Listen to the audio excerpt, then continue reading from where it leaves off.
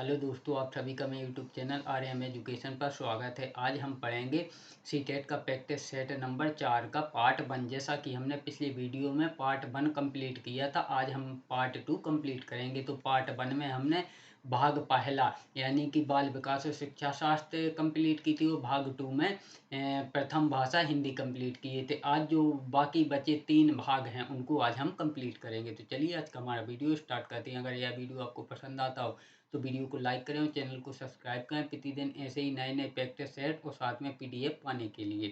तो चलिए आज का हमारा भाग 3 से आज हम कंप्लीट करेंगे। तो भाग 3 में है, जो भाग 3 में हमारी द्वितीय भाषा आएगी, यानी कि जो द्वितीय भाषा में वह हमें अपनी इच्छा अनुसार चुननी थी। यानी किसी ने उर्दू ली होगी, किसी ने संस्कृत, किसी ने इंग्लिश। तो इसमें मैंने कोई भी भाषा सम्मिलित नहीं की है। तो उसको आप अपने हिसाब से, जिसने जो भाषा चुन रखी होगी उसके हिसाब से अपना इस द्वितीय भाषा को कंप्लीट कर लें। चलिए अब भाग 4 में देखते हैं। तो भाग 4 में मैंने न्यूमेरिकल यानी कि नंबर वाले क्वेश्चन नहीं लिए हैं। बाकी जो गणित शिक्षा शास्त्र के आने हैं उसके मैंने 15 क्वेश्चन लिए हैं। तो चलिए क्वेश्चन नंबर 15, जैसा कि क्वेश्चन नंबर जैसे 30 आने हैं मैथ में, तो मैंने 15 क्वेश्चन न्यूमेरिकल यानी नंबरों वाले छोड़ दिए हैं और शिक्षा शास्त्र के, गणित शिक्षा शास्त्र के जो 15 आने हैं उनको हम पढ़ते हैं। तो चलिए क्वेश्चन नंबर 15, जब किसी संख्या को 6 से विभाजित करने के लिए कहा गया तो रानी ने उसे 9 से विभाजित किया और उसे भागफल 21 और शेषफल 3 मिला। अपनी गलती का एहसास होने पर उसने संख्या को 6 से विभाजित किया। अब उसे कितना भागफल और शेषफल मिलेगा? तो अब उसे भागफल 32 मिलेगा, लेकिन शेषफल कोई भी नहीं मिलेगा, यानी कि शेषफल 0 बचेगा। ऑप्शन 4। क्वेश्चन नंबर 16, रीता अपने क्षेत्र के वार्ड की सदस्य है। वह 11 फीट गुणे 16 फीट आकार का एक सामुदायिक कमरा बनाना चाहती है। फर्श पर टाइलें लगाने के लिए उसके पास 4 विकल्प हैं। 1.5 फीट गुणे 1.5 फीट, 2 फीट गुणे 2 फीट, 2.5 फीट गुणे 2.5 फीट, 5 फीट और 3 फीट गुणे 3 फीट। सामुदायिक कक्ष के लिए उन्हें किस आकार की टाइलें खरीदना चाहिए ताकि एक भी कटी टाइल ना बचे? तो उन्हें इसके लिए 2 फीट गुणे 2 फीट की टाइल खरीदना चाहिए। Option number 3। क्वेश्चन नंबर 17, निम्नलिखित में से कौन सा कथन गणित पाठ्यचर्या के लिए सही है? तो स्थिरता प्रदान करने के लिए इसकी प्रकृति स्थायी होनी चाहिए। चलिए आगे देखते हैं। इसे सुसंगत होना चाहिए, क्योंकि इन तीनों में से देखना है कि क्या पाठ्यचर्या के लिए क्या सही है। इसे लचीला नहीं होना चाहिए, तो इसका आंसर होगा केवल 2, यानी कि केवल 2 सही होना चाहिए। ऑप्शन 3, यानी कि इसे सुसंगत होना चाहिए। पॉइंट 2, इसे सुसंगत होना चाहिए। क्वेश्चन नंबर 18, गणित की संकेंद्रीय पद्धति की विशेषता है। तो गणित की संकेंद्रीय पद्धति की विशेषता है सरल से कठिन की ओर। ऑप्शन पहला, सरल से कठिन की ओर। क्वेश्चन नंबर 19, मूल्यांकन की दृष्टि से एक अच्छी परीक्षा में सामान्यतः निम्नलिखित में से कौन सा गुण आवश्यक नहीं है? तो इसमें इसमें परिणाम गुण आवश्यक नहीं है। ऑप्शन 3, परिणाम गुण। Question number 20, doctor VS. Bloom के अनुसार वर्तमान परीक्षा प्रणाली में निम्नलिखित में से कौन सा एक दोष नहीं है? तो वर्तमान परीक्षा प्रणाली में उपयुक्त पाठ्यक्रम का सही निर्माण करना यह दोष नहीं है। ऑप्शन 4। क्वेश्चन नंबर 21, कक्षा अध्यापक ने गणित की कक्षा में एक प्रश्न हल करके उत्तर बताने को कहा। एक आयत की चौड़ाई इसकी लंबाई की 1/4 है, तो इसका क्षेत्रफल क्या होगा? यदि सभी छात्रों ने 4/2 उत्तर दिया तो इससे स्पष्ट होता है कि उन छात्रों को निम्न निम्न में आवश्यक ज्ञान नहीं है। तो उन्हें उन्हें तो यानी कि छात्रों को उन्हें भिन्न का ज्ञान नहीं है। ऑप्शन 2, यानी कि छात्रों को भिन्न का ज्ञान नहीं है। क्वेश्चन नंबर 22, यदि आपकी नियुक्ति किसी कक्षा 5 तक के स्कूल में हो जाती है तथा आप गणित के अध्यापक हैं, पहले दिन कक्षा में जाते हैं तो आपका प्रथम कार्य होगा, तो हमारा प्रथम कार्य होगा उनके ज्ञान और भावना के विषय में पता लगाना। ऑप्शन 2, उनके ज्ञान और भावना के विषय में पता लगाना। ऑप्शन 2। क्वेश्चन नंबर 23 है, भिन्नों का प्रश्न समझाने के लिए शिक्षक को सर्वप्रथम चाहिए। तो भिन्नों का प्रश्न समझाने के लिए शिक्षक को सर्वप्रथम चाहिए चौकोर, गोल एवं आयताकार आकृतियों या वस्तुओं में उनको इकाई इकाई मानते हुए भिन्न भागों को समझाएं। ऑप्शन पहला, चौकोर, गोल एवं आयताकार आकृतियों या वस्तुओं में उनको इकाई मानते हुए भिन्न भागों को समझाएं। ऑप्शन पहला। क्वेश्चन नंबर 24, गणित शिक्षण में गणितीय भाषा संबंधी समझ के विकास हेतु आवश्यक है। तो इसके विकास हेतु आवश्यक है गणित की क्रियाओं को क्रमबद्ध रूप से समझाना, बिल्कुल। विभिन्न दशाओं में गणितीय समस्याओं को समझाना, बिल्कुल। प्रत्ययों को संकेतों में प्रकट करना। तो इसका आंसर होगा ऑप्शन 4, उपरोक्त सभी। ऑप्शन 4। क्वेश्चन नंबर 25, 25 गुणे 18 गुणे 4 की तरह दी गई तीन संख्याओं को गुणा करते समय एक विद्यार्थी निम्नलिखित तरीके से परिकलन करता है। 25 गुणे 18 गुणे 4 बराबर 18 गुणे 25 गुणे 4 बराबर 18 गुणे 25 गुणे कोष्टक में 25 गुणे 4, यानी कि यहाँ 25 18 को कोष्टक में ले रखा है, यहाँ 18 25 को कोष्टक में ले रखा है और यहाँ 25 4 को कोष्टक में ले रखा है, बराबर 18 गुणे 100 बराबर 1800। विद्यार्थी ने संख्याओं के गुणन के निम्नलिखित में से कौन से गुणधर्मों का उपयोग किया है। तो इसमें क्रम विनिमय एवं सहचार गुणधर्म का उपयोग किया है। ऑप्शन 2, क्रम विनिमय एवं सहचार का उपयोग किया है। क्वेश्चन नंबर 26, निम्नलिखित में से कौन सा कथन गणित कक्षा में गतिविधियों पर केंद्रित शिक्षण के लिए सही नहीं है। तो सक्रिय सहभागिता द्वारा अधिगम को प्रोत्साहित करना गतिविधियों पर केंद्रित शिक्षण के लिए सही नहीं है। ऑप्शन 2।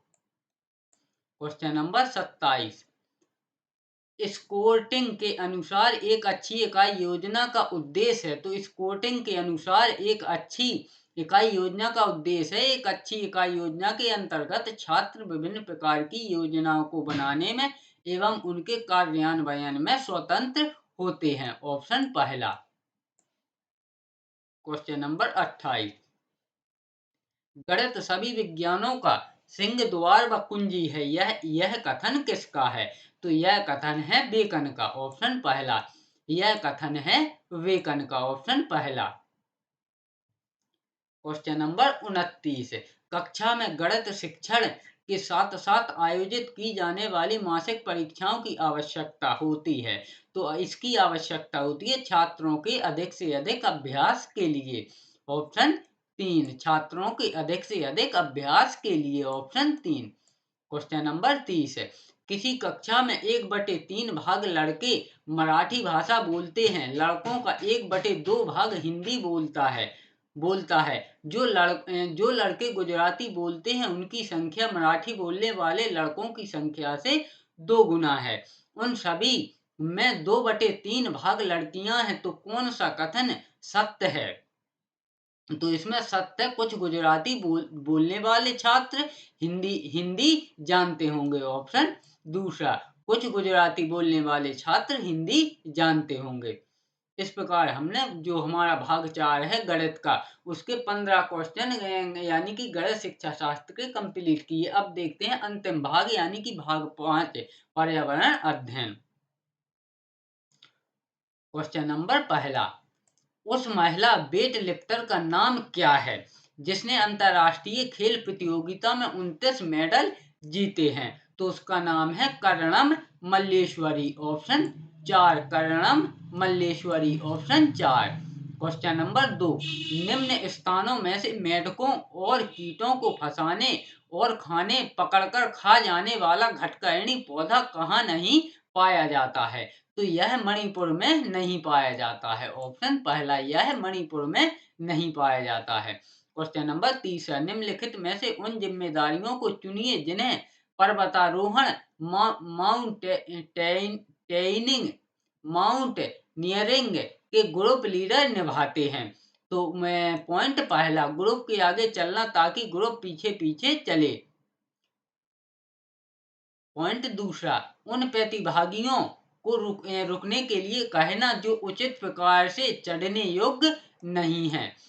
सामान उठाने में प्रतिभागियों की सहायता करना। प्रतिभागियों के रुकने और विश्राम करने के लिए उचित स्थान ढूंढना। जो स्वस्थ हैं उनका ध्यान रखना और ग्रुप के लिए उचित भोजन की व्यवस्था करना। तो इसका तीसरा, चौथा और पांचवा सही है, बाकी पहला और दूसरा गलत है।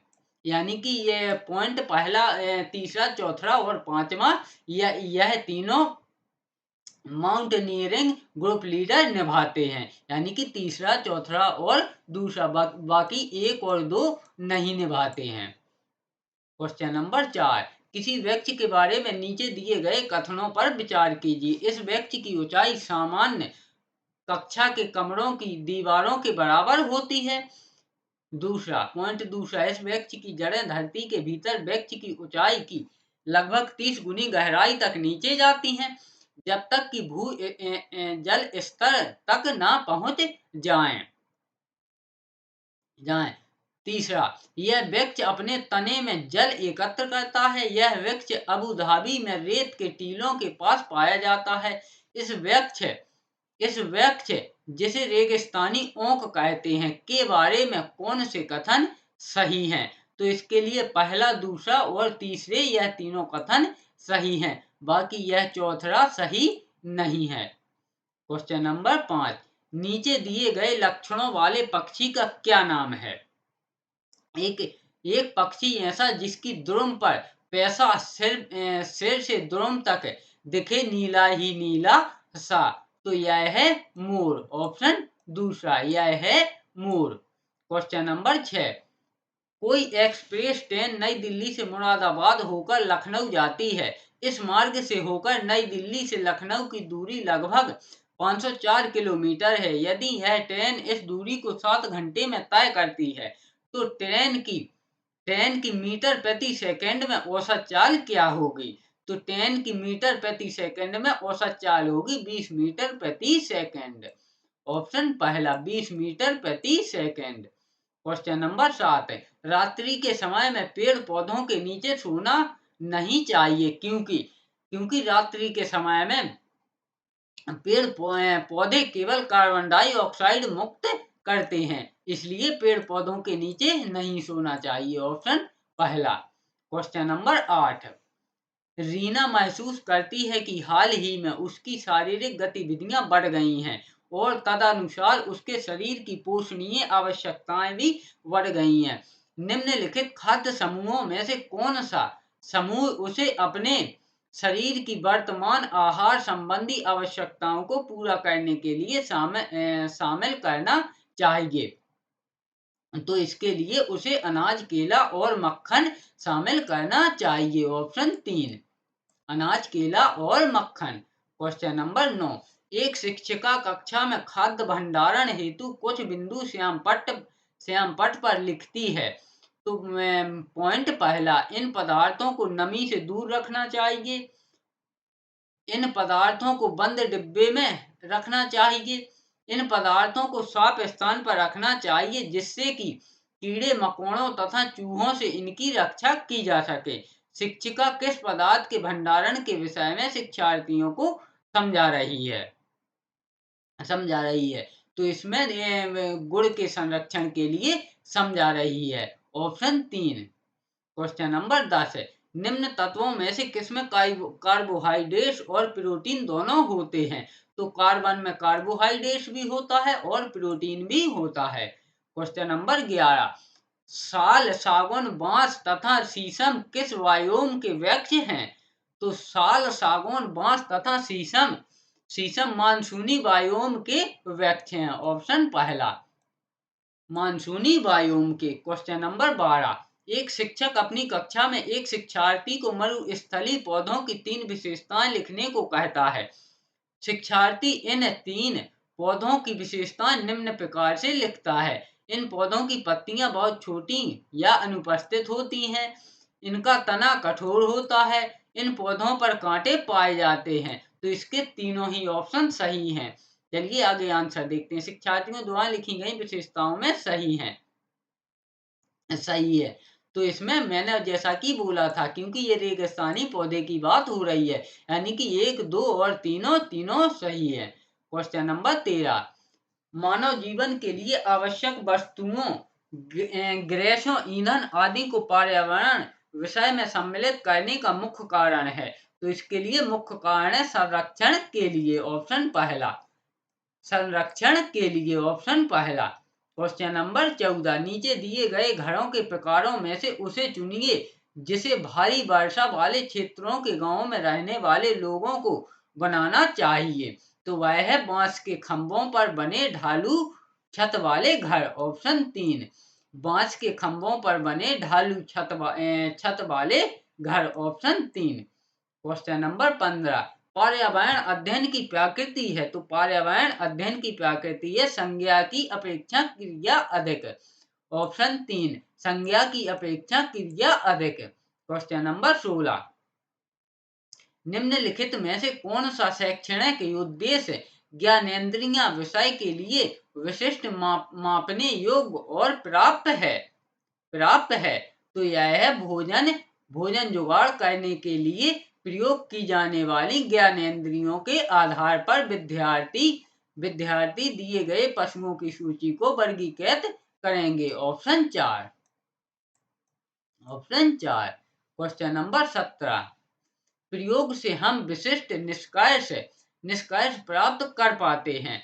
प्रयोग के उपयोग से विशिष्ट निष्कर्ष प्राप्त करने का निम्नलिखित में से कौन सा सर्वश्रेष्ठ उदाहरण है।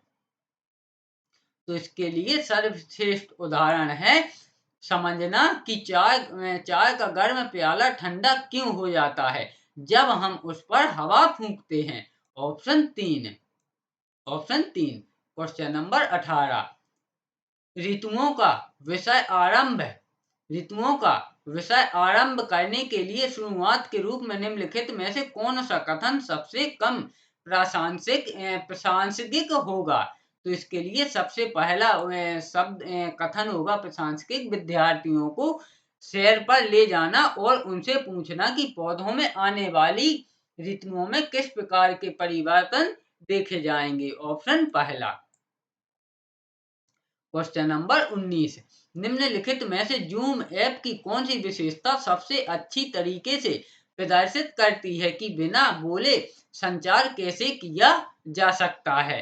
तो इसका आंसर है ऑप्शन पहला, चैट में GIF, ऑप्शन पहला, चैट में GIF, ऑप्शन पहला। क्वेश्चन नंबर 20, भोजन विषय के मुद्दे विद्यार्थियों के लिए सार्थक और प्रामाणिक हो सकते हैं यदि मुद्दों के इर्द गिर्द समूह कार्य और चर्चाएं आयोजित की जाती हैं, ऑप्शन पहला।